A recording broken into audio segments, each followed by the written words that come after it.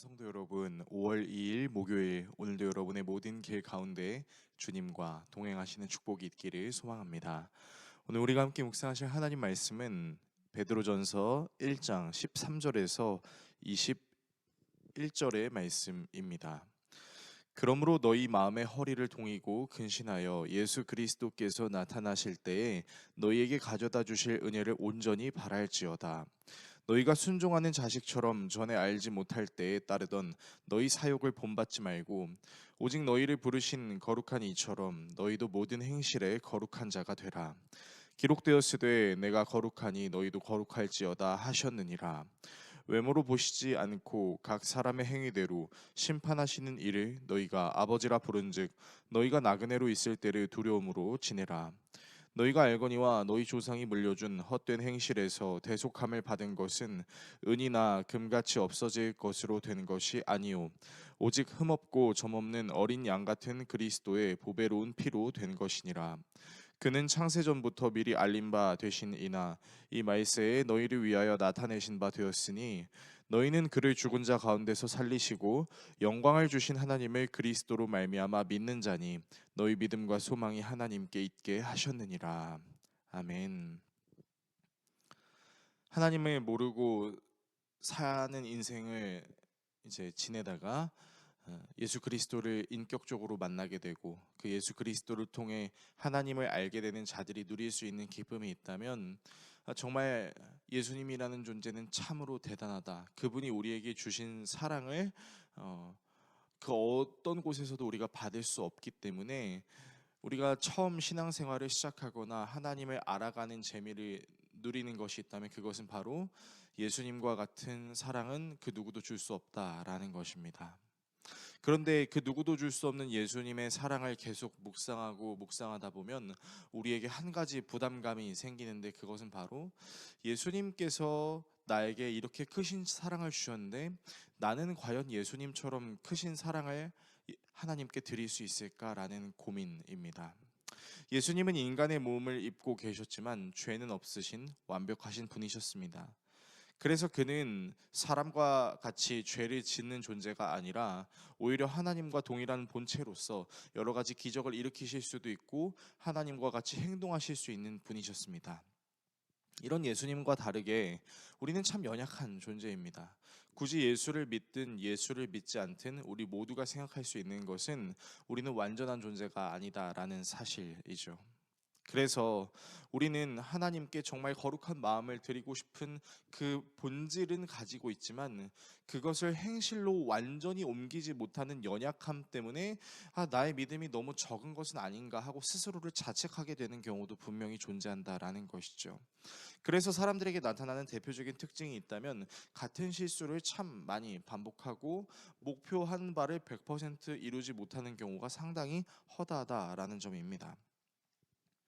오늘 말씀을 통해서 믿음의 형제들에게 거룩한 행실에 대해 주장하고 있는 베드로조차도 사실은 그도 예수님의 수제자라는 별명을 갖고 있었지만 그는 닭이 2번 울기 전 예수님을 3번이나 부인했던 거룩한 행실을 가장 잘 해야 되는 사람임에도 불구하고 가장 거룩하지 않은 모습처럼 예수님을 대했던 사람이기도 합니다.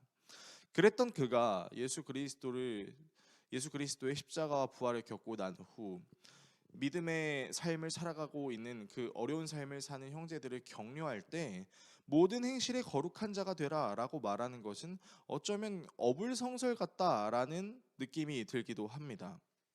오늘 본문은 베드로가 믿음의 형제들에게 모든 행실에 거룩한 자가 되라.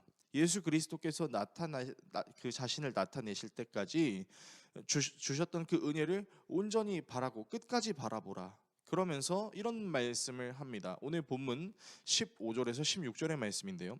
오직 너희를 부르신 거룩한 이처럼 너희도 모든 행실에 거룩한 자가 되라. 기록되었으되 내가 거룩하니 너희도 거룩할지어다 하셨느니라. 여러분은 이 말씀을 보면 어떤 생각이 드십니까? 저는 개인적으로는 참 부담스럽다라는 생각이 듭니다. 하나님께서 출애굽하는 이스라엘 백성들에게 내가 거룩하니 너희도 거룩하라라고 하신 이 말씀이 하나님 자신이 거룩하니까 너희도 나와 같이 거룩해야 된다라고 받아들인다면 사실 이 말씀은 너무나 힘든 말씀이기 때문이죠. 왜냐하면 우리는 하나님처럼 예수님처럼 완벽한 존재는 아니기 때문입니다. 우리가 흔히 알고 있는 거룩의 뜻은 분별, 구별, 그리고 깨끗함입니다. 이 세상에서 하나님을 모르고 사는 자들이 가질 수 있는 그 더럽다고 말할 수 있는 부분들로부터 우리가 깨끗해야 하고, 그 사람들과 같은 모습이 아니라 하나님을 믿는 자로서 구별된 삶을 살아가야 된다라는 목표가 우리에게 분명히 있습니다. 그런데 그 목표를 가지고 살아가면서도 우리는 분명히 우리의 연약함을 마주하고, 때로는 우리도 예수님을 부인하고 싶을 때가 분명히 있다라는 것이죠. 그렇다면 우리는 내가 거룩하니 너희도 거룩할지어다 라는 이 말씀이 정말로 하나님께서 우리에게 부담을 주시기 위해 하신 말씀일까라는 생각을 해볼 필요가 있습니다. 물론 하나님께서 우리가 거룩한 삶을 살기를 원하실 것입니다. 그러나 하나님은 우리에게 무언가를 해라 라는 차원으로 우리에게 무언가를 바라시는 모습으로 사역하시지 않으셨습니다. 어떻게 사역하셨을까요?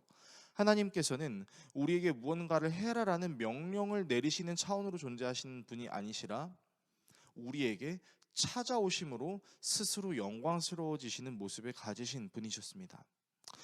베드로가 인용한 내가 거룩하니 너희도 거룩하라라는 말씀은 출애굽기에 기록되어 있는데, 그 출애굽기 19장의 말씀을 자세히 살펴보면 이런 말씀이 등장합니다.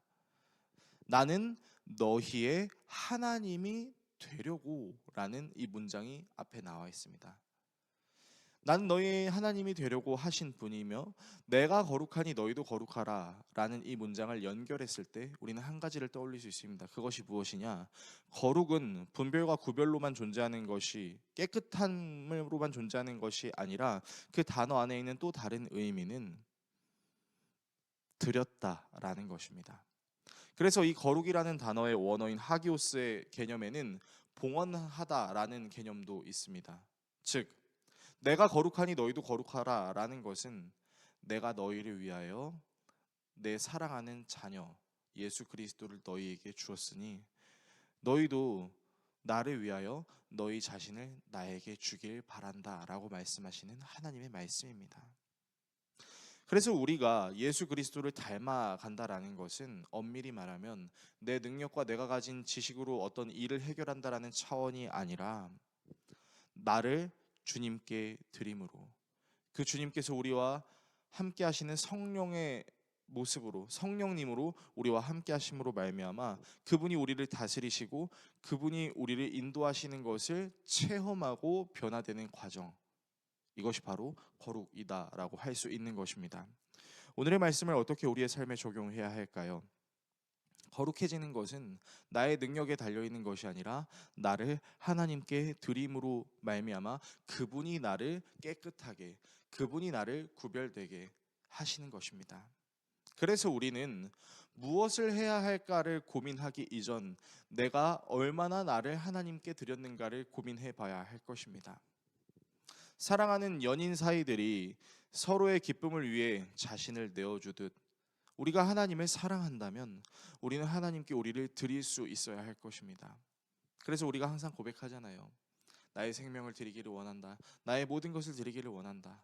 이 고백이 먼지와 같은 고백이 되는 것이 아니라 실천적인 적용으로 정말로 하나님께서 나를 인도해 주실 것을 기대하는 마음으로 나를 드리는 것, 그것이 바로 성경이 말하는 거룩이다라고 이야기할 수 있을 것입니다.